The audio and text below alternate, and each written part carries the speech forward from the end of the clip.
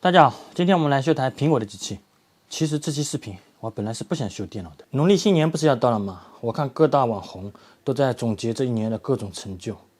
老师，我作为一个不入流的博主呢，也想来凑个热闹。不过老师，我回顾这一年，好像也没有什么可以拿得出手的。这一年除了和客户扯皮，我实在想不到有什么更让我印象深刻的事情了。不过年终了嘛，总得想点法子，给自己的脸上贴点金啊。恰好我今天在网上看到这么一个视频，我感觉非常的装逼，效果非常好。而我强出如龙，乾坤撼动，一笑破苍穹，长枪刺破云霞。于是我准备也来拍一个。而我强出如龙，乾坤撼动，一笑破苍穹。长枪刺破云霞，同他一生情话。现在大家知道我为什么要来修电脑了吧？因为我最后的一块遮羞布呢都被他们给掀了。老师，我只有靠修电脑来抚慰我这个脆弱的心灵了。这个 MacBook Pro 是什么问题呢？今天是否可以秒杀呢？问题非常简单，可以开机。开机。机器已经轻松点亮了，但是呢，触摸板没有任何反应，键盘也没有任何反应。不过外接鼠标呢是可以的。这是怎么坏的呢？这个机主和老师我一样，太高估自己了。他说自主更换电池后，触摸板和键盘失灵，开机失效。不过我刚刚试了，开机键的话是有用的，放到 Apple Store 维修，打开后未找到问题。他看过我的视频，感觉可以抢救一下。换个电池，键盘和触摸板怎么会失效呢？是不是哪里没有装好呢？当时我也是这么认为的。可是我拆机以后发现，这些卡扣呢都是扣好的，并没有漏装的情况。捡漏呢肯定是捡不到了。那在修这个问题之前呢，我们要看一下这个键盘和触摸板它们是怎么分布的。这个呢是键盘接口排线，下面呢是键盘，它单独插在主板上。这边呢是触摸板，它通过一个排线连接到主板上。因为我们现在触摸板和键盘呢都无法使用了。这边有个小知识要告诉一下大家，这款机器呢虽然说这个键盘呢是单独一个排线，好像和触摸板没有关联，但是只要触摸板坏掉，这个键盘呢也是不能用的。相信现在聪明的网友呢已经有维修思路了。因为这个老哥呢是换电池，这个电池呢又粘得死死的，他这里撬，会不会把触摸板给撬坏了呢？因为这上面有很多小元件，又或者说这个排线给它扯断了呢？我们是不是换一个排线，或者说换个触摸板，这个问题就能秒杀了呢？刚刚聪明的网友呢已经有个明确的思路了，但是有一句话叫做聪明反被聪明误，老师呢也深受其害。这个触摸板和排线是我新买的，我已经换过了，还是一样。这块触摸板要什么时候才能安利出去？所以说我现在可以确定，它肯定是主板的问题。那拆个电池，怎么会把主板上的元件给搞坏了呢？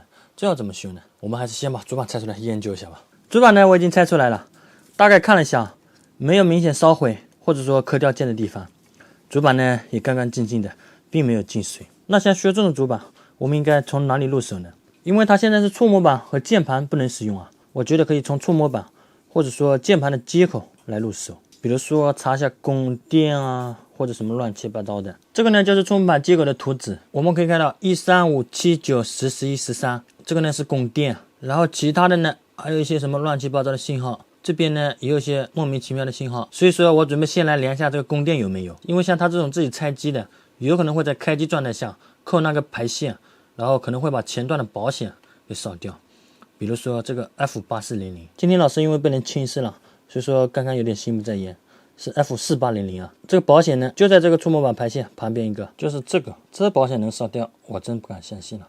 我们先来量一下它通不通。我们看一下这个保险有没有断开，0000，这保险是好的。我们通电看一下，看看两边是否有电压。擦电，机器已经自动开机了，12F，看这不是这里的问题，因为供电呢它是有的，所以我就从这些乱七八糟的信号线开始入手。我量了一圈但是并没有拍摄，因为这个过程呢非常的冗长。还好最后被我发现了一对野鸳鸯，感觉它稍微有点不正常。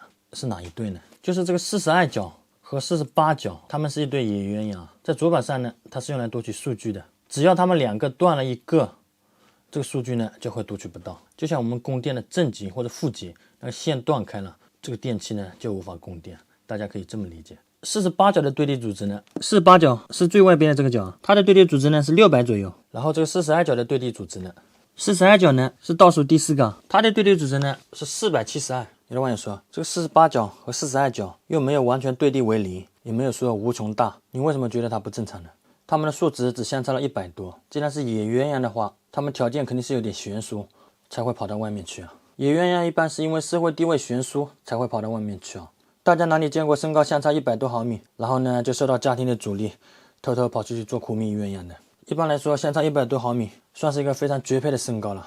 他们恨不得天天炫耀，天天秀恩爱了。我一般是非常看不起这些人的，有什么好炫耀的？做人们还是低调一点。就像老师我从来不提，我比周围的人长了100多公分。那这对野鸳鸯不对，是自主信号线，他们又跑到哪里去了呢？图纸上呢，一个呢是经过个24904一个15欧的店主，一个呢是经过24903一个10欧的店主，跑到另外地方去了。我们来找一下24904和24903来联想。果然是野鸳鸯啊，他们双宿双飞的，连这个店主呢都是在一起的。24904、24903，大概是在主板的这个角落位置啊。就是这两个店主啊，我们来量一下它的对立组织，这边是470，这边呢就600多了，另外一边呢466、470，就相差不大。因为这两个店主呢都是15欧的，左边呢组织都差不多，右边组织相差非常大。那我们来量一下这个店主有没有坏掉。正常来说是15欧啊，上面这个16欧，下面这个465K， 就是说400多欧。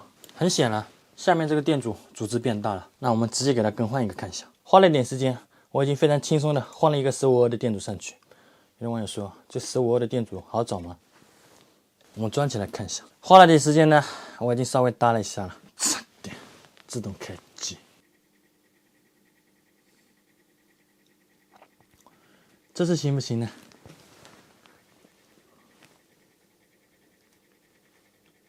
我靠！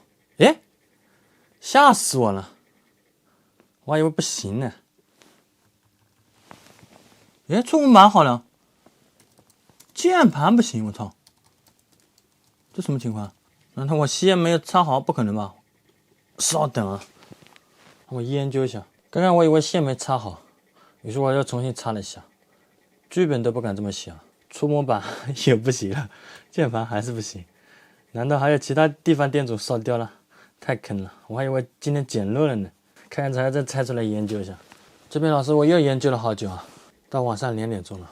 为什么要研究到这么晚呢？因为前几期视频呢，我都是翻车的，现在说什么都不能放，不然以后混不下去了。最后的结果是怎么样的？当然是轻松秒杀。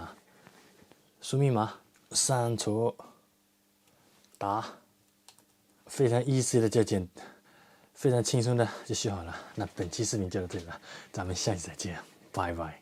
后面是哪里坏了呢？实在不想说了，修得我头大。